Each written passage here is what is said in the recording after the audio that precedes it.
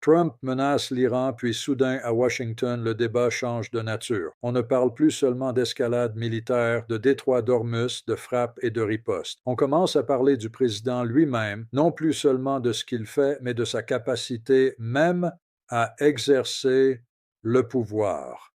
C'est cela qui rend cette séquence si lourde, si rare et surtout si révélatrice.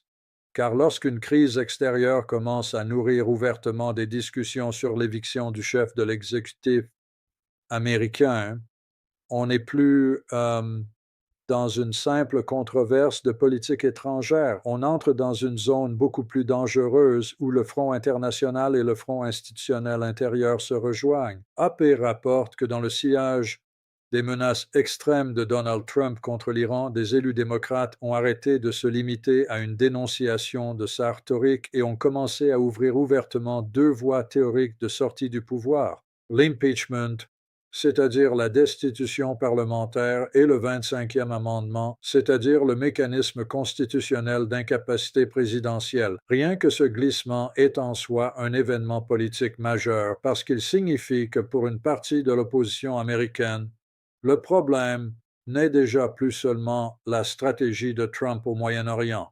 Le problème devient sa fitness to govern, sa capacité à gouverner de manière compatible avec les contraintes institutionnelles, juridiques et morales de la présidence. Il faut bien voir ce qui se joue ici. Beaucoup de lectures rapides résumeront cela en disant « Les démocrates sont en colère », mais ce serait passer à côté du cœur du sujet. Le vrai sujet, c'est que la crise iranienne rouvre brutalement au sein même de la démocratie américaine une vieille question qui revient toujours dans les moments d'escalade présidentielle. Jusqu'où les institutions peuvent-elles contenir un président qui pousse la logique de confrontation plus loin que ses opposants jugent supportable? Reuters montre que parallèlement à ces discours sur l'éviction, les démocrates ont aussi essayé de reprendre la bataille sur un terrain plus classique et plus institutionnel, le contrôle du Congrès sur l'usage de la force contre l'Iran.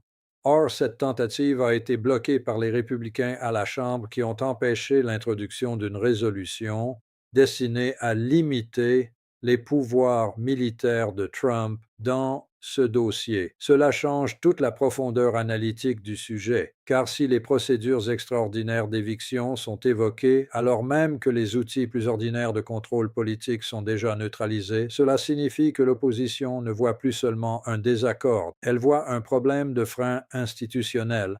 Le cœur de la crise n'est donc pas uniquement la brutalité du président, c'est aussi la faiblesse apparente des mécanismes capables de le ralentir. Pour comprendre l'importance de ce moment, il faut expliquer simplement les deux voies dont il est question. L'impeachment est une procédure politique parlementaire fondée sur un vote d'accusation à la Chambre des représentants, puis un procès politique au Sénat. C'est un mécanisme frontal, conflictuel, explicitement partisan dans sa mise en mouvement. Là, le 25e amendement lui repose sur une logique différente. Il permet en théorie au vice-président et à une majorité du cabinet de déclarer le président incapable d'exercer ses fonctions avant qu'un arbitrage politique et constitutionnel plus large ne puisse avoir lieu.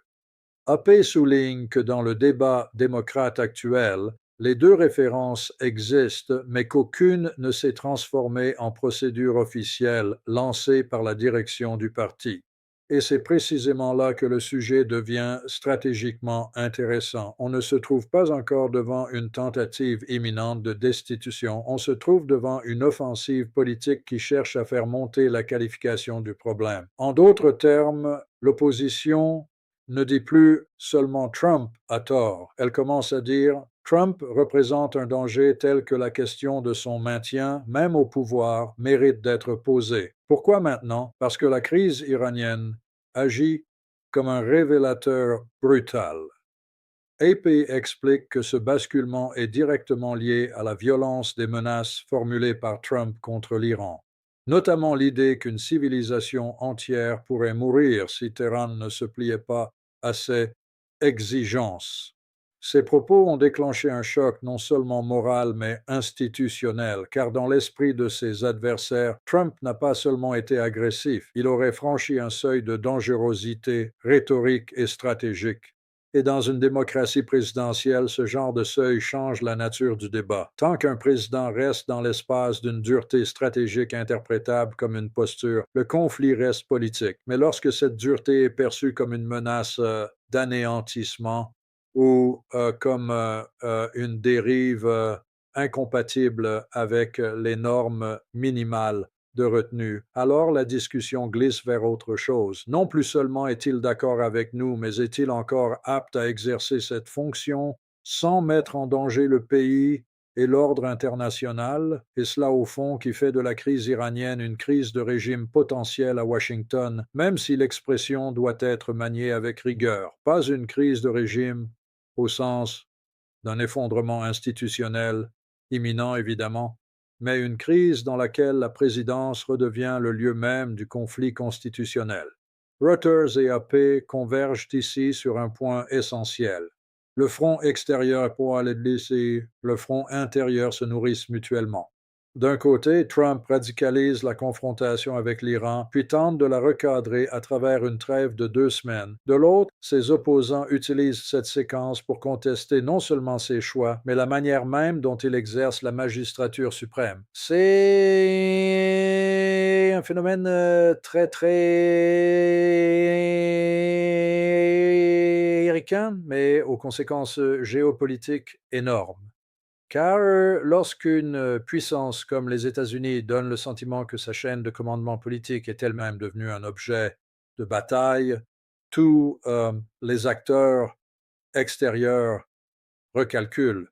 Les alliés s'inquiètent, les adversaires observent, les partenaires régionaux se demandent quelle parole américaine est encore stable et les puissances concurrentes de Moscou à Pékin voient dans cette friction intérieure un signe de vulnérabilité stratégique.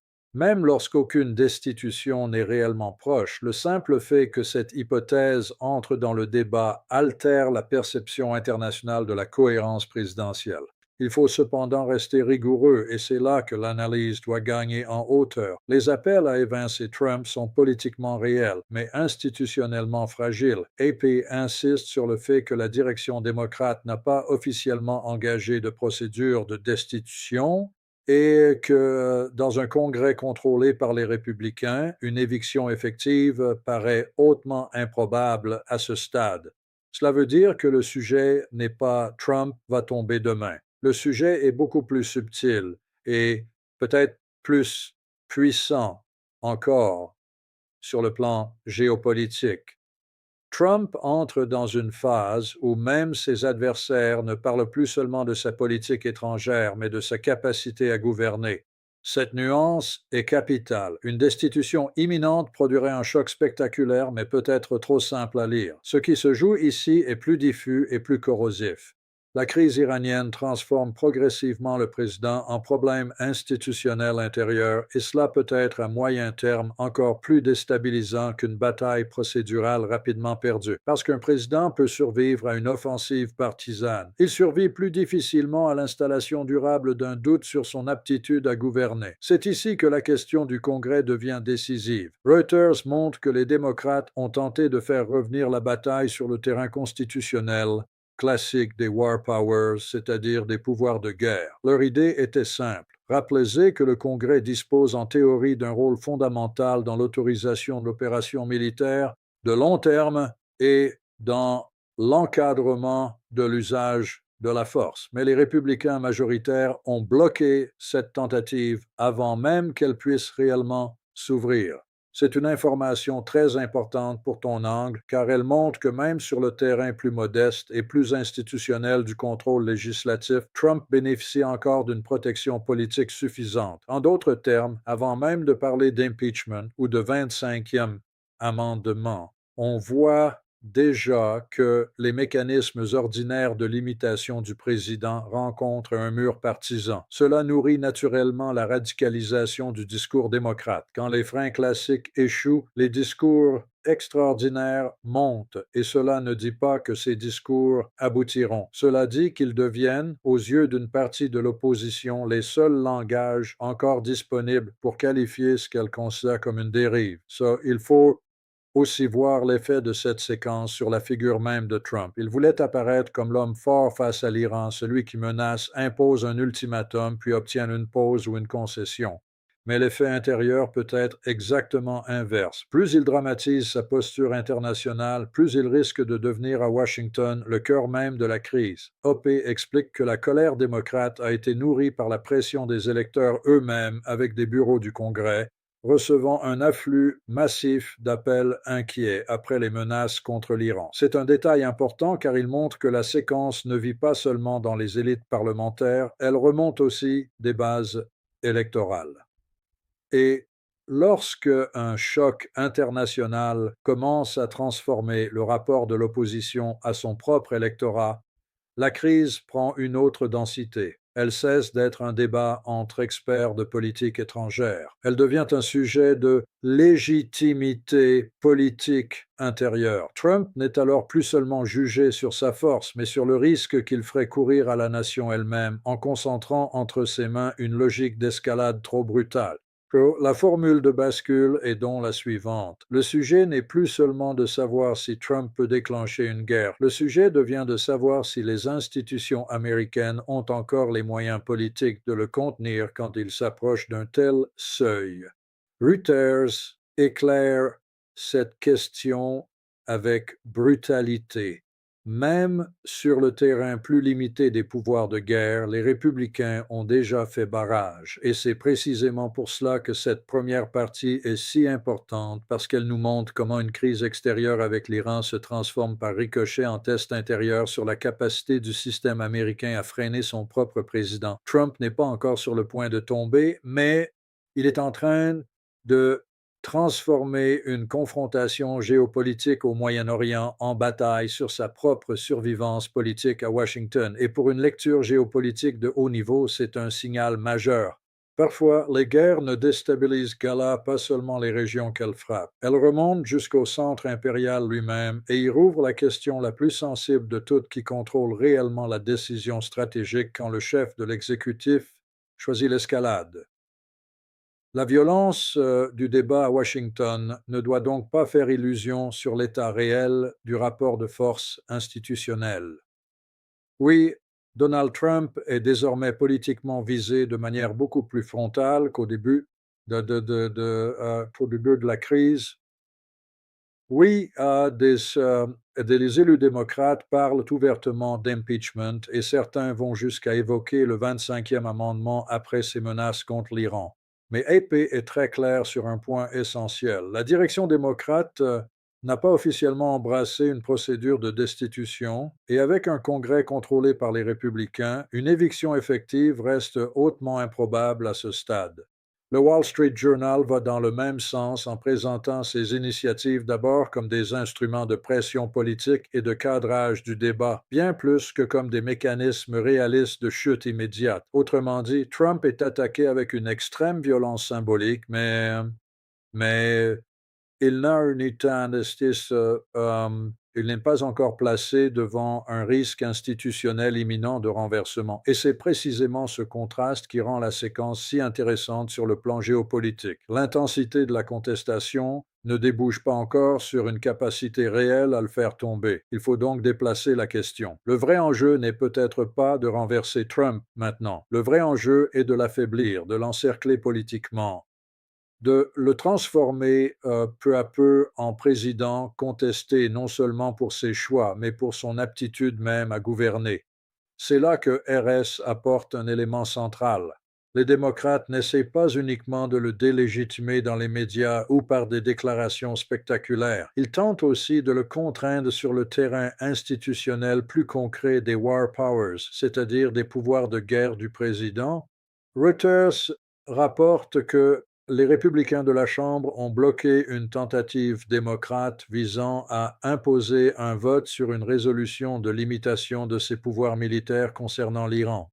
Même si cette initiative a échoué, elle montre que l'opposition essaie de rouvrir une bataille plus profonde, celle du contrôle de l'exécutif en matière d'escalade armée. Et lorsqu'un président conserve sa position, mais apparaît de plus en plus aux yeux d'une partie du pays comme dangereux ou incontrôlable, il entre dans une zone de fragilité politique très particulière. Il n'est pas tombé, mais il commence à gouverner sous procès permanent. C'est précisément ce qui donne à la crise iranienne sa portée américaine intérieure.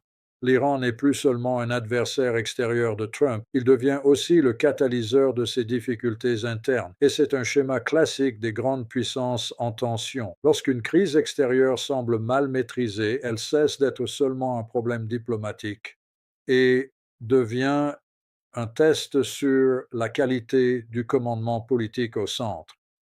AP relie directement les appels à l'éviction au contexte iranien en montrant que ce sont les menaces formulées par Trump contre la civilisation iranienne qui ont fait monter la discussion du terrain stratégique vers celui de sa capacité à gouverner. Reuter, de son côté, montre qu'au-delà des discours, la guerre avec l'Iran réactive la vieille bataille constitutionnelle sur le pouvoir de guerre présidentielle. En combinant ces deux dimensions, on voit apparaître le vrai cœur du sujet. Trump voulait apparaître comme l'homme fort sur le front extérieur, mais plus il radicalise ce front, plus il nourrit à l'intérieur le récit selon lequel il serait lui-même devenu une source de désordre institutionnel. Il faut bien comprendre ce que cela signifie.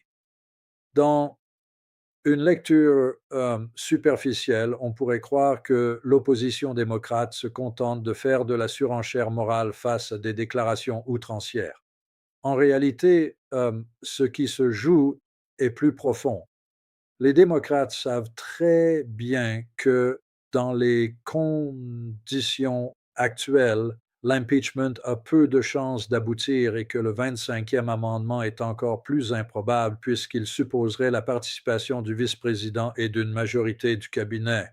Le Wall Street Journal souligne justement que ces démarches servent aussi à accroître la pression sur les républicains et à mettre politiquement en difficulté les élus vulnérables de la majorité, dans un contexte où la Chambre n'est tenue que par une marge étroite.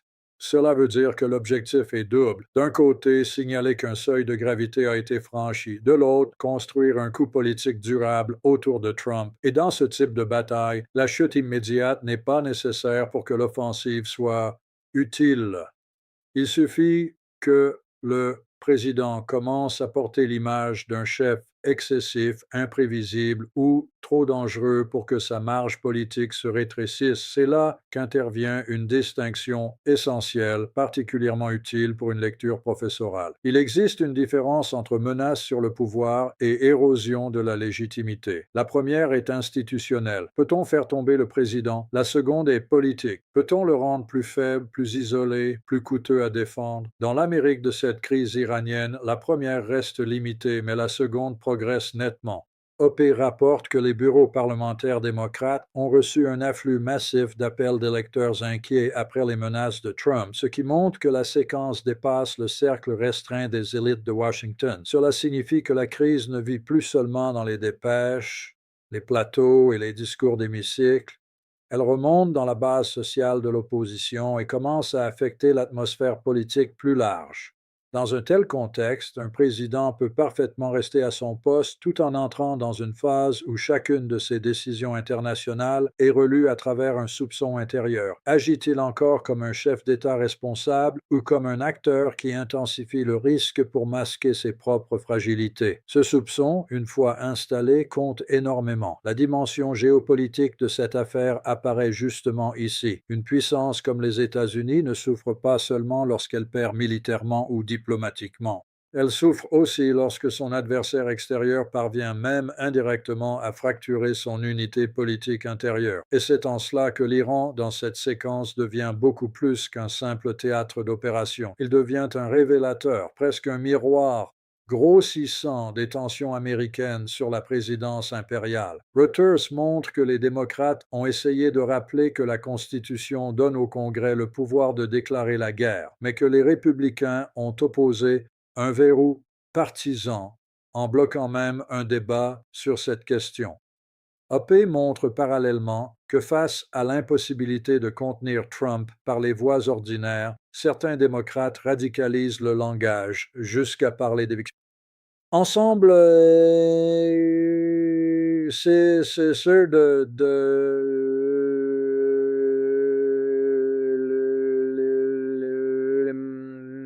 dessine une image forte. Quand les procédures normales de contrôle semblent boucher, le discours politique glisse vers l'extraordinaire. Cela ne rend pas l'extraordinaire probable. Cela révèle surtout la faiblesse des freins ordinaires, et c'est exactement pour cela que Trump est politiquement visé, mais probablement pas encore réellement menacé de chute parce qu'il bénéficie encore d'un filet institutionnel et partisan solide. Reuters le montre avec le blocage républicain de la résolution sur les pouvoirs de guerre. AP le montre avec l'absence de ralliement officiel de la direction démocrate à une procédure formelle de destitution. Le Wall Street Journal le montre en décrivant ces offensives comme une manière d'exercer une pression politique dans un paysage où les démocrates ont peu de leviers immédiats. En clair, Trump n'est pas isolé institutionnellement. Il est contesté, décrié, attaqué, mais il reste protégé par la structure partisane du pouvoir américain. Cela veut dire que la séquence actuelle doit être lue non comme le prélude automatique à une chute, mais comme l'ouverture d'un procès plus diffus et plus durable. Un procès sur sa manière de gouverner, sur son rapport à la guerre, sur sa manière d'utiliser la parole présidentielle et sur la capacité réelle du système américain à le contenir lorsqu'il choisit l'escalade. Dans cette perspective, la crise iranienne agit comme une accélération de tendances déjà présentes dans la vie politique américaine. Le Wall Street Journal note que les démocrates, largement privés de pouvoir direct depuis leur défaite, utilisent désormais toutes les fenêtres possibles pour exposer Trump, notamment à travers la guerre avec l'Iran et la question des prix de l'énergie. Reuters souligne aussi que les coûts et politiques potentiels de la crise ne se limitent pas au champ militaire, mais s'étendent au terrain économique et à la sensibilité des électeurs face à l'essence et au coût de la guerre. Cela compte énormément car un président contesté pour sa gestion de la guerre devient plus vulnérable encore si cette guerre nourrit l'inflation, la nervosité des marchés ou l'impression d'un pilotage erratique. Autrement dit, même sans éviction, l'opposition peut chercher à faire de l'Iran non pas l'affaire d'une politique étrangère lointaine, mais le symbole domestique d'une présidence devenue trop coûteuse, trop instable ou trop dangereuse. Et sur le plan de la lutte politique, c'est déjà une forme de victoire partielle. Il faut aussi regarder ce que cela produit du côté international. Pour les alliés des États-Unis, cette séquence peut faire naître un doute. Si une crise majeure avec l'Iran déclenche à Washington non seulement une bataille sur la guerre, mais aussi un débat sur la stabilité personnelle du président, alors la prévisibilité stratégique américaine s'affaiblit. Pour les adversaires des États-Unis, au contraire, cela peut être lu comme une ouverture. Plus Trump est contesté à l'intérieur, plus sa capacité à soutenir dans la durée une ligne dure à l'extérieur devient incertaine. Reuters, dans son analyse de la situation du 9 avril, souligne d'ailleurs l'ambiguïté de la trêve, la persistance de l'instabilité régionale et les doutes sur la solidité du récit de victoire avancé par la Maison-Blanche. Cela veut dire qu'à l'extérieur aussi, Trump risque de ne plus apparaître comme un centre de décision parfaitement cohérent, mais comme un président obligé de gérer simultanément une guerre régionale difficile, une trêve fragile et une contestation politique intérieure grandissante. Une telle combinaison n'annonce pas forcément sa chute, mais elle réduit sa liberté d'action. C'est pourquoi il faut refuser à la fois l'alarmisme facile et la minimisation. Non, les démocrates ne sont probablement pas en position de renverser Trump à court terme. Les chiffres institutionnels, l'alignement partisan et la prudence de leur propre direction rendent cela très improbable pour l'instant. Mais oui, ils sont déjà en train de transformer la guerre contre l'Iran en procès politique sur son aptitude à gouverner. Et cela, pour une chaîne géopolitique, est peut-être encore plus intéressant qu'une hypothétique destitution spectaculaire. Car dans certaines crises, ce n'est pas la chute immédiate qui compte le plus, c'est le moment où le président cesse d'être seulement un acteur de la crise pour en devenir lui-même le problème central. C'est exactement ce que montrent AP Reuters et le Wall Street Journal lorsqu'on les lit ensemble. La bataille n'est pas encore gagnée par ses adversaires, mais elle a déjà changé de nature. On ne se demande plus seulement ce que Trump veut faire à l'Iran. On commence à se demander ce que sa manière de gérer l'Iran révèle de sa présidence elle-même. Et quand une crise extérieure produit ce déplacement du regard, elle cesse d'être une simple crise internationale, elle devient un test intérieur sur la solidité du pouvoir au centre impérial. Amen.